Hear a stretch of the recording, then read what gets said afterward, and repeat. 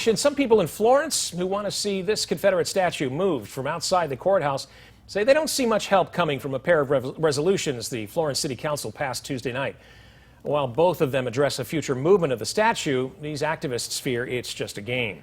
WAAY 31's Breken Terry is live after speaking with activists on what's next. Breken? Yeah, guys, activists want this Confederate monument that sits on the county courthouse steps here in Lauderdale County to be removed. And the person who has permission to do that has gone back and forth on the past couple of months. Activists actually described it to me as a game of hot potato between the Lauderdale County Commission and the city of Florence, with no real movement going forward. This was our first official statement. I think every single council member, as well as Mayor Holt, had expressed their interest in moving the statue. Florence Mayor-elect Andy Betterton and the rest of the Florence City Council members unanimously voted on two resolutions about this Confederate monument.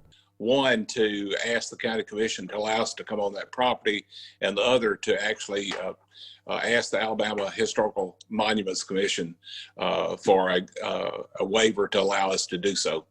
A 2017 Alabama law makes it illegal to remove any monuments that have been in the same place for decades. This Confederate monument in particular is technically city property, given to the city by the Daughters of the Confederacy in the early 1900s. But it sits on county property. I don't see it as any new information. I don't see any benefits to the resolutions at all. For the last 5 months, the County Commission has refused to pass any resolution giving the city legal permission to remove the monument. And according to the 2017 law, no monument that's over 40 years old can be removed, even with a waiver from the state.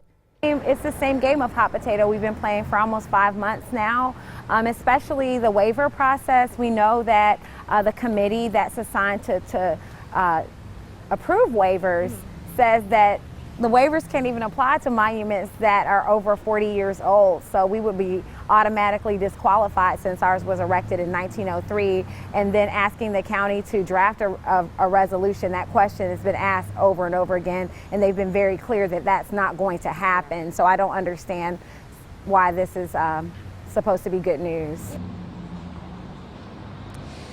Now, activists told me they hope that the city will just take the $25,000 fine and move this monument in the middle of the night. And while that's happened across the country and in some cities here in Alabama, it's unclear if that will happen here in Florence. Live in the Shoals, Breken Terry, WAAY 31 News.